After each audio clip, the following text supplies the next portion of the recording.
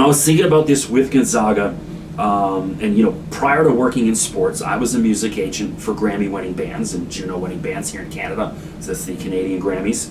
I've produced concert tours for Rihanna, The Roots. I've produced shows for Justin Timberlake, Norah Jones. These are Grammy-winning artists. Akon, the Black Eyed Peas, the Wu-Tang Clan, Royce the 5'9", dozens and dozens and dozens of well-known musicians.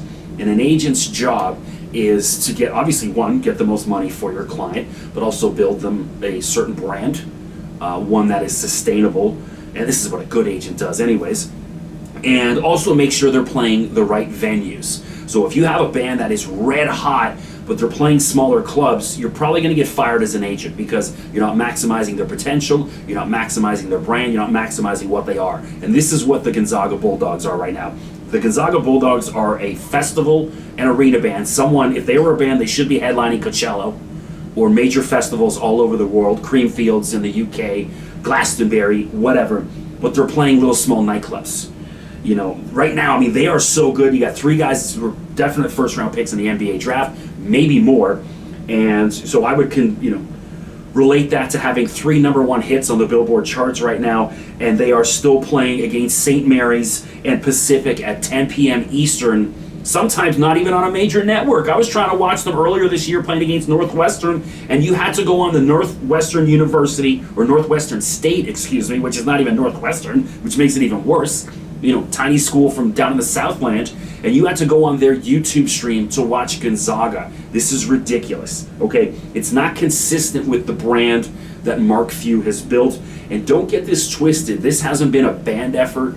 Gonzaga is not the Rolling Stones. This is a solo act. This is something that Mark Few built himself from the ground up, and this guy is, it's a real blueprint for success that not only other sports teams should be following the path of how he created Gonzaga from, this very small school in, the Northwest United States that nobody knew where it was, into now a national brand, and if not a global brand. And so I would think even corporate companies would follow the model of what Mark Few has built and how to create success. And so, by the way, I hope he's doing corporate gigs. Mark Few, I'm assuming he's got an agent, and a pretty good one. Guys like that probably represented by CAA or, whoever else, one of the major agencies. But he should be doing corporate gigs, which pays quite a bit. I used to work for the biggest music agency here in Canada called the Feldman Agency for 3 years before I then went on and started my own agency, which I ran for over a decade.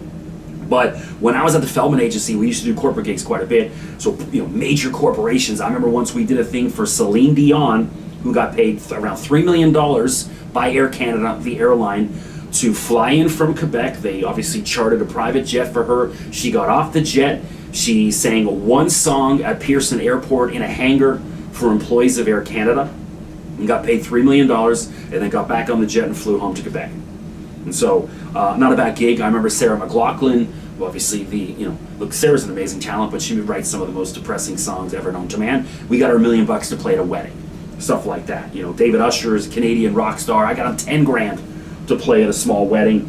Stuff like that. And so Gonzaga, similar to that, they need to be playing the festivals, bigger clubs. So if I'm involved with Gonzaga right now, they need to figure out how to build this into a national brand. So they should be creating kind of mini tournaments for themselves at Madison Square Garden in New York City, or the Staples Center in Los Angeles, or something in Miami, Atlanta, 3 or 4 team tournaments, invite in, whatever. If it's in New York, you bring in St. John's, you bring in Georgetown, you bring in Seton Hall, whatever, traditional Big East powers, and you make it something. Make sure it's on, CBS on a Saturday afternoon or Sunday afternoon, ESPN primetime, major stuff.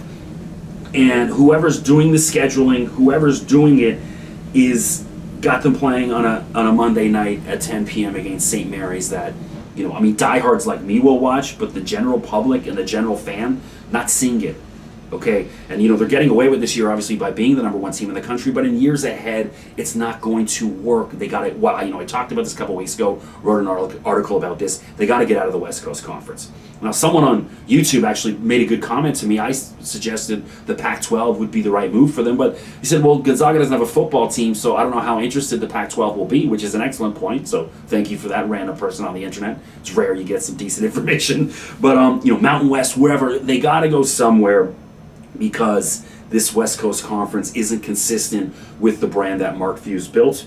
And, they got to go. I look at, what Ohio State does in football. I'm a big Buckeyes football fan. And, for the past couple seasons, they've started off the season with home-and-home series. 1 year it's at the Horseshoe, next year they go. But, they've played USC, Texas, Virginia Tech, big-time programs. They're not afraid of, not that Gonzaga wasn't afraid this year to schedule big teams early, which I was very surprised, but ended up working out. But this has got to be a year-round thing. It's got to be more consistent, and it will help build them into more of a national powerhouse. Obviously, it's going to help recruiting.